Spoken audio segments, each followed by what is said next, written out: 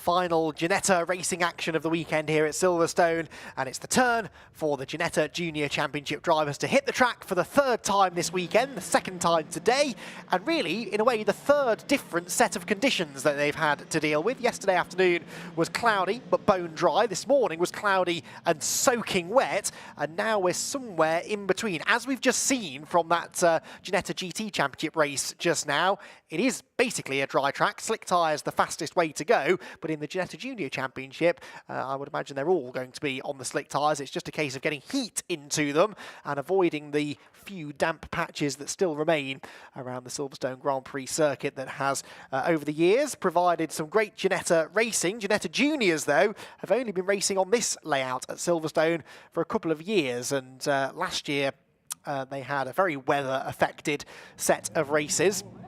But still pretty entertaining. This weekend's races, I should say, have been even more so, really. The pair of races both proving to be nail-biters. Yesterday, Henry Josselin got the better of Charlie Hart and Chase Fernandez in a finish in which the top three were covered by only half a second. Marcus Sater then went and got his first ever victory in the championship earlier on today, surviving a late tangle with Isaac Phelps whilst they were debating the race lead up at Brooklands. Phelps was the one tapped himself into a spin, really, and Marcus Sater managed to hang on and claim the victory. For race number 3, the grid is based upon those race results, and so Marcus Sater is going to have the pole position advantage, and he'll be very much hoping that he can make the most of that. There you can see the tyres. They do look like a grooved tyre, actually, don't they, on Sater's car? Now, Ginetta Juniors have changed their regulations a few times over the years. They used to never run slick tyres,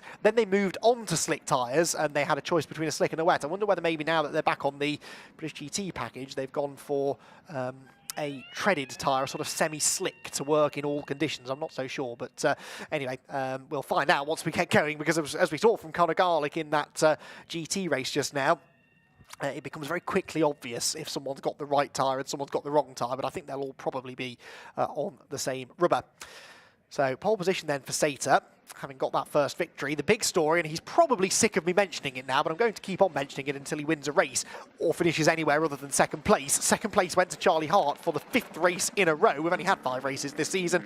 He's finished second in all of them. And yes, he's scoring good points. He is the championship leader, actually by 16 points now over his Elite Motorsport teammate Isaac Phelps. But Charlie will be a tad frustrated, I'm sure, that he's not been able to get that first victory.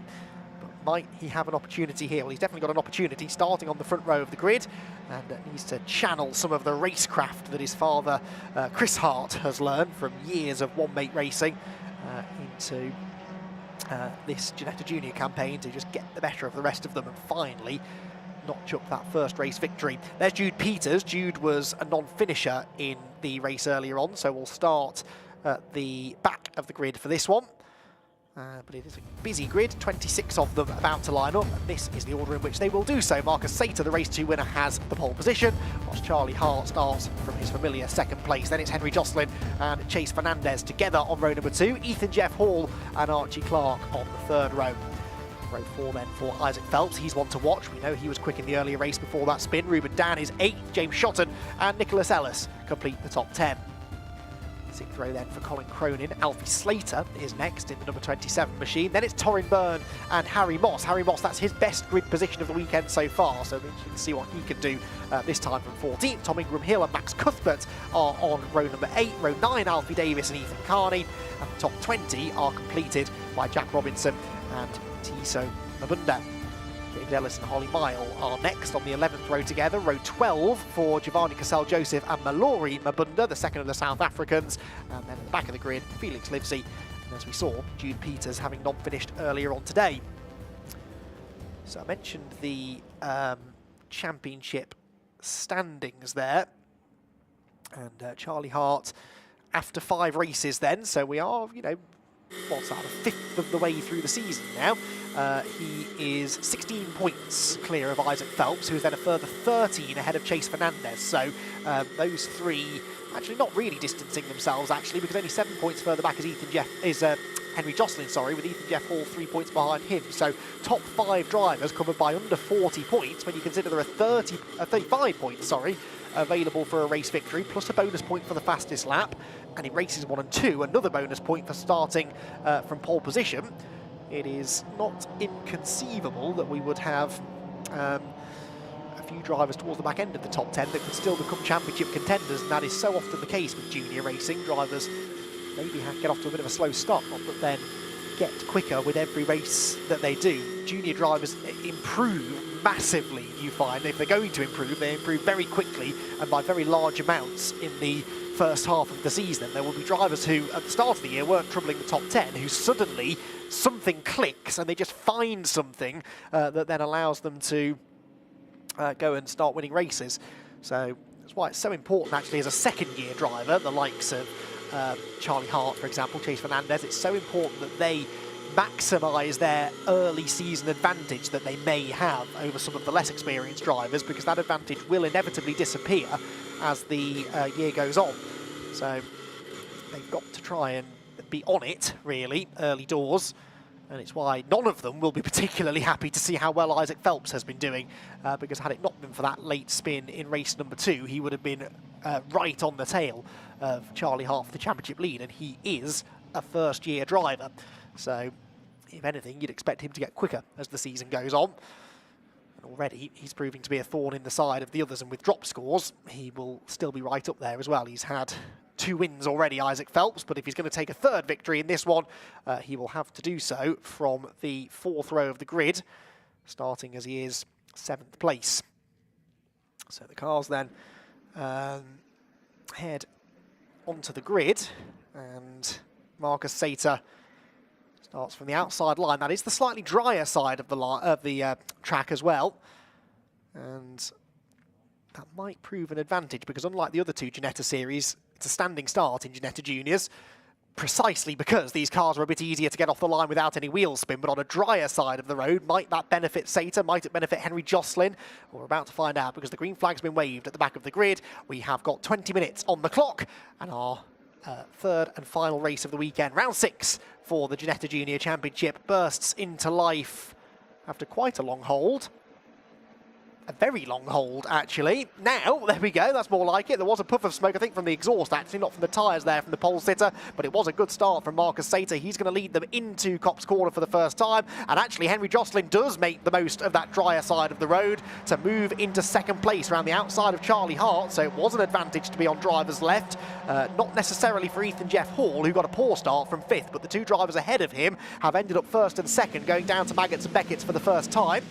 So the sea of junior drivers arrive at this winding sequence of corners on cold tyres, searching for the grit. There's a bit of contact further back. One of the Fox Motorsport cars, that was, I think, going sideways. Where did they end up? I think they've ended up off the road completely. I hope they have, really, otherwise they might have been collected by another car. Charlie Hart, meanwhile, pulling up alongside Henry Josselin, and with a healthy shove from Chase Fernandez, Charlie Hart is back into 2nd place, but Fernandez now tries to get up the inside and does get up the inside, getting a shove himself from Archie Clark, and he might even challenge for the race lead. Look at that, Chase Fernandez gets into the lead of the race from 4th to 1st on one run down the hanger straight, but he's outbraked himself, he's gone wide. Marcus Sater gets back through, and Fernandez is back down to 2nd position, and Charlie Hart is off the podium all of a sudden. He must have thought that he was in just the right position until he wasn't, and then he found himself getting shuffled out, and he's actually down to 5th now as Henry Josselin comes steaming round the outside. There's another car to our right there, Ethan Jeff Hall, then it's Isaac Phelps. It's all gone wrong for Charlie Hart, who's going to have it all to do now just to get back in touching distance of the podium. So Sater leads then, Clark in 2nd position. Something was going on for 3rd. That was Henry Josselin up the inside of Chase Fernandez. And Fernandez, who went from 4th to 1st and back to 4th again within about 4 corners there. That was a remarkable sequence for Chase Fernandez, who got a brilliant run onto the hanger straight and then got a huge shove from Archie Clark. Bump drafting is beneficial in these cars. It's a risky business, but because they're low power, because that slipstream is very strong indeed, if you push another car down the straights, that can help you both out. Pushing them through the corners, though, is not really advisable. Chase Fernandez leaning on the side of Henry Josselin's car as they go wheel to wheel for 3rd position. All of this, of course, playing beautifully into the hands of Marcus Sater, who, 60 seconds ago looked like he was going to lose the lead of the race, and all of a sudden has got a healthy little margin in Ginetta Junior terms as they arrive down at Brooklands for the first time. Ethan Jeff Hall there peeking to the inside of Chase Fernandez. You're back on board with Charlie Hart. Where do we go? Well, we've got to try and find a way past our Elite Motorsport teammate first, Isaac Phelps, with whom we did battle in the earlier 2 races this weekend. Chase Fernandez on the outside of Henry Josselin. Is Josselin going to be kind? No, he runs him right over the edge of the track, goes through and brings with him Ethan Jeff Hall. So the order at the end of lap 1 is not really going to resemble the grid order, is it? Sater leads the way, Archie Clark is second, third for Henry Josselin, fourth Ethan Jeff Hall, fifth Chase Fernandez, sixth Isaac Phelps, and Charlie Hart down from second on the grid to seventh at the end of lap number 1. You ride on board with Charlie as he works away at the steering wheel through Copse Corner. Heads down towards Maggotts and Beckett's once again. It is then James Shotton 8th, 9th place for Alfie Slater, and Ruben Dan at the moment completing the top 10. There's been a drama somewhere for Harry Moss, hasn't there, as well on that first lap. Having said that he had his best grid position of the weekend, he's had his worst first lap, dropping down to 25th position and some way off the back of the pack, so he must have had a moment. Jude Peters also hasn't come through at the end of lap 1, so I wonder whether Jude's mechanical dramas from the earlier race has taken the second of those E3 Sport drivers out of the race altogether. The leading group heads down the Hanger Straight, and Archie Clark defending second position, which might seem like the natural thing to do, but actually it's just delaying him. Henry Josselin goes past him anyway, but that little move to the inside would have just delayed this group, and they're all allowing Marcus Sater, the Norwegian driver, to get further and further ahead out in front. It doesn't look like a big margin, but by Ginetta Junior standards, that's an absolute gulf between the top 2 cars.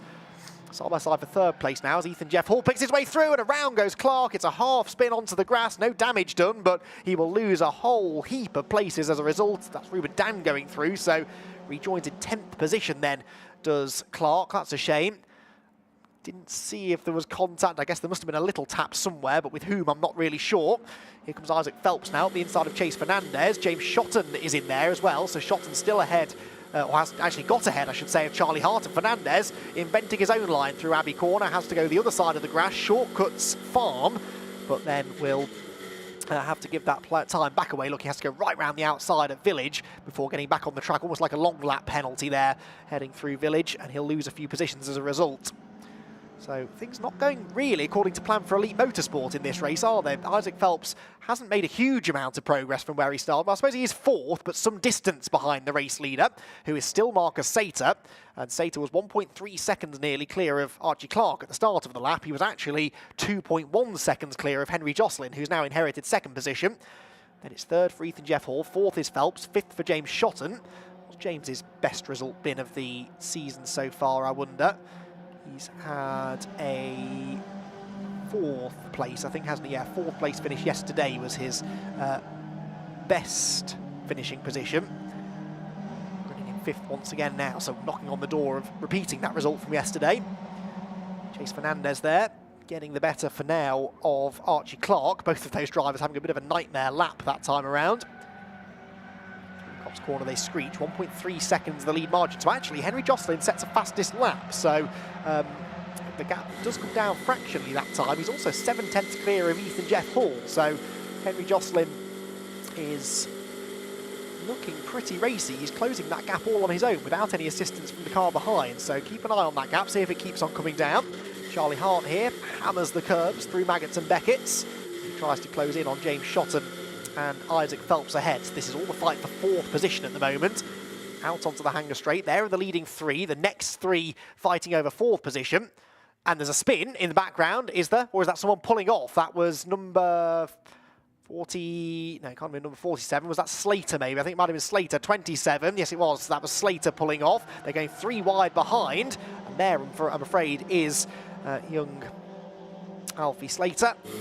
Pulls his R Racing car off the road, so must have had a mechanical problem. It looked like he'd spun from that angle, but no, just pulling to the side of the track. Right, then on board with Torin Byrne here, who is just outside of the top 10, 14th at the start of the lap. That's likely changed by now, because we're halfway around the lap, and we've seen how quickly positions will change. And actually, the lead could be the next one that changes, because look at the way that gap is coming down. In the first sector, 3 and a bit tenths gained by Henry Josselin. In the second sector, another 10th is gained. So the gap is under a second now, and Henry's bringing Ethan Jeff Hall with him. Jeff Hall, teammate to Sater. So you've got 2 are racing cars sandwiching the Prep Tech UK machine of Henry Josselin, and then behind a similar situation really with 2 Elite Motorsport cars, which are sandwiching the Fox Motorsport machine of James Shotton. So 3 for the lead, then 3 battling for 4th position, and then another 3 actually behind, aren't they, with Fernandez Clark and Ruben Dam. But these leading 3 might now be far enough ahead of the next group that they're not really likely to be caught. That gap between 3rd and 4th was 2.2 seconds at the start of the lap. I don't think it's come down on this lap by the looks of it.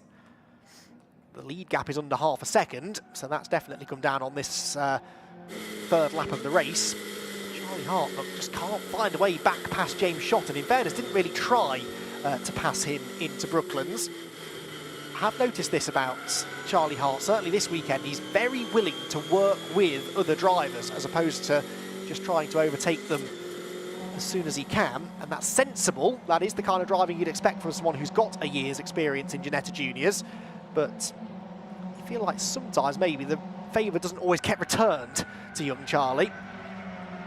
Right now, he's trying to work with James Shotton and Isaac Phelps to close in on the lead group, but it's just not happening because the leaders were all in the, well, actually, Josselin and Hall in the low 42s, and it was a mid 43 for Phelps, Shotton and Hart. So they're lapping significantly slower than the group ahead. Their only hope, really, is that the leading trio really start tripping over each other and maybe start losing more ground to the group of cars behind, which could well happen because they are together now heading onto the Hangar Straight. This will be telling. Henry Josselin is close enough now to get a slipstream for the first time, really. Is he going to try and convert it into a move instantly? Yes, he is. Pulls to the inside line towards Stowe Corner, and Henry Josselin is going to go into the lead. Marcus Sater would be sensible here not to fight this, really. For the time being, just let Henry go and then settle in behind him, but Josselin runs wide at the exit of Stowe Corner, gets back on the racing line in front of Marcus Sater, who does not, no, he does try and return serve, straight back up the inside into the club chicane. So both of them want to lead this race, but I don't think there's a huge advantage to doing that, really, because in fighting for the lead, they're just going to hold each other up and perhaps invite a few more drivers into the battle. The first sector, Ethan Jeff Hall actually fastest of anybody with a 49.1. The middle sector, they're all in the low 35 second bracket. In fairness, only matched by the group behind, so they're not yet costing themselves too much time. Oh, Ethan Jeff Hall very wide over the exit curb at Abbey. Sater's going to defend here into Village, isn't he? Josselin goes for it anyway. That's the slightly damper side of the road, but he gets the car stopped nicely, and back to the front of the field goes the Prep Tech UK number 26 machine. They go 3 abreast into the loop as Sater sort of gets sandwiched in the middle and allows Ethan Jeff Hall to go right round the outside of him. Brilliant move that from Ethan Jeff Hall, who used the momentum round the outside at the loop and might yet convert that into a move for the race lead. Actually, he's in the slipstream. He's had a good run out of Aintree, but the inside line will always be occupied by the race leader. Henry Josselin was never going to leave that inside line open, and so if Ethan Jeff Hall wants the lead at Brooklands, he'll have to go the long way round, which is what he does. He commits to the outside line. They lean on each other slightly. He's still there, though, and Josselin will have to leave him space on the exit of the corner. No, couldn't quite commit to the move at Luffield, could Ethan? But that was very close quarter stuff. Henry Josselin, though, proving a point there that he's not going to let someone go around the outside of him. See this so often in Ginetta Junior Racing, the traditional way of overtaking, outbraking someone on the inside, getting to the apex first. That's not always the best way to make a move stick here. Sometimes just going where they're not. If they all go to the inside, you can go to the outside. Ethan Jeff Hall goes to the inside, though, at Copse Corner and instantly proves me wrong by making a textbook move on the inside of Henry Josselin to reclaim the race lead. So Ethan Jeff Hall to the front now. Ethan looking for his first victory in the second victory in the championship. He actually won the very first race of the season at Oulton Park on Easter Saturday. Looking for a second victory now here at Silverstone. Now, what about the gap 3rd to 4th? It did come down by nearly a second that time, so because they're now starting to knock lumps out of each other, these 3 are losing time to the next couple of cars, but actually Charlie Hart not going with them, so it's just Isaac Phelps and James Shotton who are trying to bridge that gap. Josselin back to the front now, but of course the 2R Racing teammates are always going to work together, aren't they? So Ethan Jeff Hall getting a shove there from Marcus Sater down the Hangar Straight, and is able to defend from that move from Josselin. Can Sater come through as well? If you could get both of the R Racing cars into first and second position, then maybe they could pull away. But as long as they're separated by Henry Josselin, they're just going to keep on battling. Josselin really finding a wet bit of racetrack on the inside. You can see a bit of spray actually kicked up by the tyres under braking. And perhaps that's why he wasn't able to make that move stick. So Ethan Jeff Hall then back in front. Henry Josselin second position. Third place now for Marcus Sater. All of them once a winner so far this season. All of them looking for a second victory of the year. Isaac Phelps behind them is twice a winner, the only driver on 2 wins so far. And you can see there that gap continuing to come down. That was 3.7 seconds at the start of the lap. It's 3.1 now, and we've still got 7.25 minutes to go. And Henry Josselin finds a gap on the inside at Village. That was a really brave move, and he does manage to go through. That was supremely late on the brakes. Found a gap that didn't really look big enough, but he made it big enough. There was no contact. It was a fair move, and he's back out in front. But as we come through at the end of Sector 3, what's that going to mean for the gap back to Isaac Phelps in 4th position? Looks like it's come down fractionally again. They're side by side once more down the Wellington Straight, with Ethan Jeff Hall getting that bit of a side draft there, just tucking up against the right rear corner of the number 26 car. Slows down Henry Josselin's car and allows him to go through into the race lead. He almost loses it under braking for Brooklands, but another 0.4 of a second lost to Isaac Phelps in the 3rd sector alone. So this is going to be a good lap for Phelps. In fairness, it could be a new fastest lap anyway, because he's done personal best sectors 2 and 3. So it's partly down to the fact the leaders are battling, but also Isaac Phelps is really digging deep now to try and close this gap on his own. Let's see what it is then. It was 3.7 seconds, 3rd to 4th. At the end of lap number 5, it is 2.4, so about a second gained, roughly. Henry Josselin, meanwhile, back to the lead, but does not do so within track limits, runs very wide, and it's just for the best, really, that Ethan Jeff Hall managed to get past him on corner exit, because I don't think that would have counted as a legal pass. And actually, it's cost Josselin a lot of momentum, look, and this is maybe Marcus Sater's best opportunity to make it an R Racing 1-2, which he might do. Henry Josselin just manages to get the overlap again through the left-hander. That's the outside line for the right, and Marcus Sater does slide through into second position. So finally, it's an R Racing 1-2, and I know I said that that might help them to work together and pull away. It has, but not necessarily in the way I expected. It was just the fact that those two were side by side through Maggots and Beckett that has allowed Ethan Jeff Hall to pull clear. But Henry Josselin has caught the race leader once already in this race. At the time, it was Marcus Sater, who he is back up the inside of now through Stowe. So Josselin knows, I think, that it's important not to let the R Racing cars settle into a rhythm. Josselin sideways, though, at Stowe. And again, goes beyond track limits, needs to be careful. 5-second penalties already handed out for track limits to cars 5 and 28. 5 is Tom Ingram Hill. 28 is Harry Moss. That's been a familiar theme for him, unfortunately, this weekend, with lap times being disallowed in qualifying yesterday as well. Well, look what's happened now. Isaac Phelps and James Shotton have caught Harry Josselin and Marcus Sater. The problem for them is that Ethan Jeff Hall has scarpered in the race lead. So 4 3/4 minutes to go. If, and I know already when I start this sentence that I'm wasting my breath, but if this lot were to work together, they could still catch him. Around goes Henry Josselin, though, with a big spin through Farm Corner. Just asked a little bit too much of the tyres. And off onto the grass he went with a full 360 spin at high speed. And Henry Josselin for the second race, Isaac Phelps for the second race in a row has a pretty spectacular lose that is going to cost him, I think, any chance of getting a race victory. So Josselin and Sater side by side. As I said, I knew they weren't going to work together, but if they had worked together, they might still have had the chance to close in on Ethan Jeff Hall.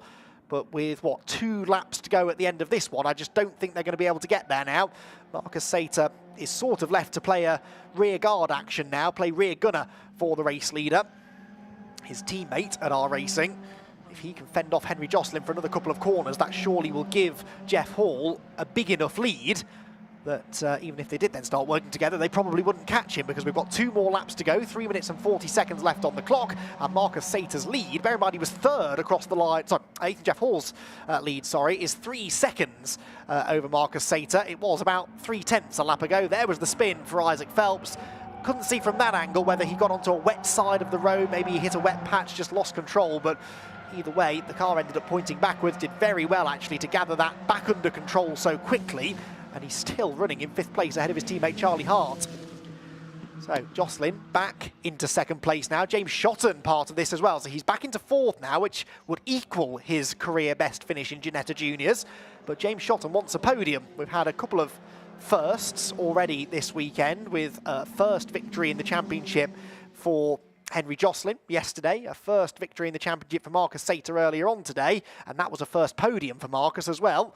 Can James Shotton now do the same thing? Maybe not with a race win, but at least get onto the podium here in this third and final race at Silverstone. He's got a chance because the two drivers ahead of him are continuing to run side by side. That's delaying them. That might put them offline and allow James Shotton to capitalise. As again, way wide goes Henry Jocelyn. I've not yet seen him being warned about track limits. The centre warning might well be coming shortly, because Stowe is definitely a part of the track that they would normally be monitoring the track limit situation. Jocelyn, despite running beyond the edge of the track, is still in second position. He's 2.8 seconds behind Ethan Jeff Hall, but won't be too worried about that, I don't think. Mainly now preoccupied with keeping the other R Racing car behind him in the Fox Motorsport machine of James Shotton. Amazing how quickly things can change, though. James Shotton was one of 3 drivers chasing this lead group down about 6 or 7 minutes ago. All of a sudden he's with them, but the other 2 Elite Motorsport cars with whom he was battling have vanished. They've slipped backwards after their various dramas. Can only imagine that Charlie Hart, maybe they've missed the setup on the Charlie Hart car, perhaps gone for a wetter setup, anticipating that the track wouldn't have dried out this much, because he's simply not been as quick in this race as he was earlier on in the weekend.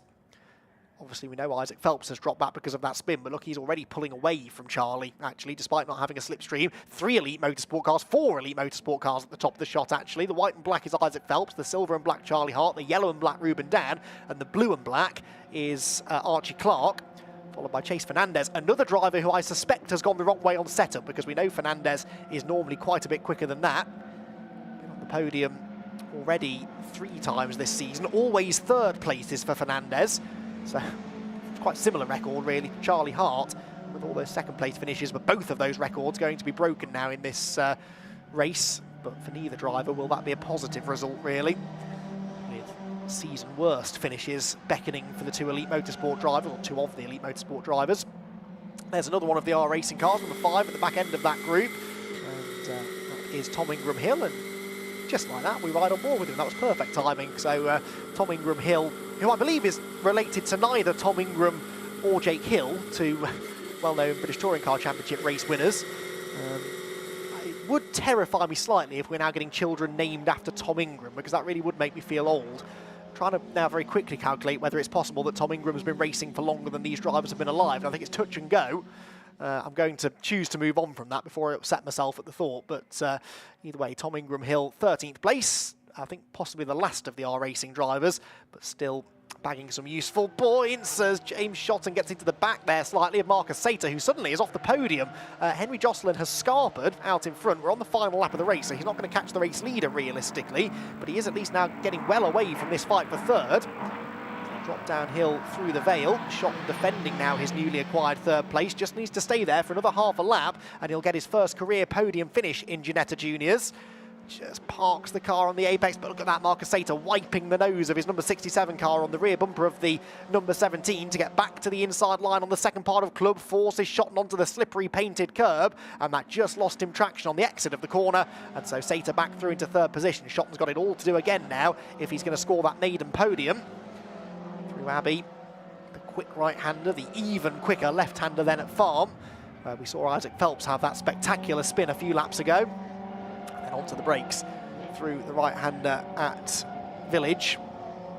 10-second penalty now for Harry Moss. It was already a 5-second penalty for track limits. It's now 10. James Shotton goes wide into the loop, cuts back to the late apex, but just can't quite get the power to spool up, couldn't quite get the momentum off the corner.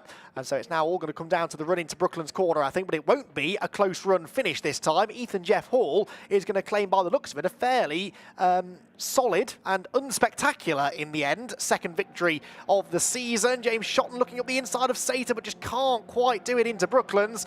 Marcus Sater should now be able to hang on, drifts a bit wide. That'll give him the inside line for Luffield.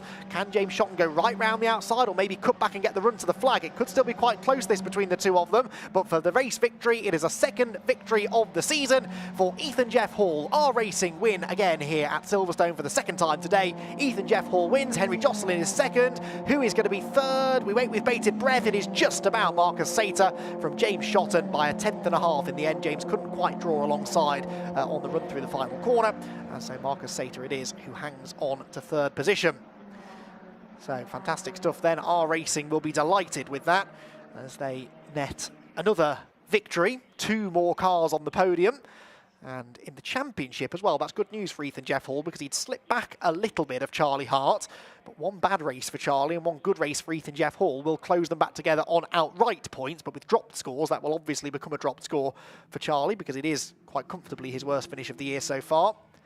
Ethan Jeff Hall, meanwhile, will be dropping a poor middle race from Oulton Park and a relatively poor 6th position from yesterday's first race this weekend. Not a really bad result, but by his high standards, not the best. Henry Josselin, the junior winner, junior just meaning non-rookie drivers, so Ethan Jeff Hall, the overall winner, was also the winner of the rookie class, with Henry Josselin coming home the winner in his class. Henry did set the fastest lap of the race on the final lap as well, at 2:41.9, was actually 9/10 quicker than the leader. So does go to show, doesn't it? Henry Josselin had some really good speed in that race, just didn't quite manage to catch the lucky breaks that he needed in order to get another race victory. But Henry, who was 4th in the championship going into that race, will definitely move ahead of Chase Fernandez in the points and close in on the Elite Motorsport drivers Charlie Hart and Isaac Phelps as well, I suspect. So fantastic race. Great entertainment, as always, from the Ginetta Juniors. Junior class, a victory for Henry Josselin, but the overall race victory went the way of Ethan Jeff Hall. Charlie Hart was second in the juniors. Chase Fernandez, Felix Livesey, Harry Moss and Holly Mile were the top 6, but it was Ethan Jeff Hall who claimed the overall race victory, having pulled clear of the rest of the pack. Henry Josselin was second, Marcus Sater was third, then it was James Shotton and Isaac Phelps to complete the top 5.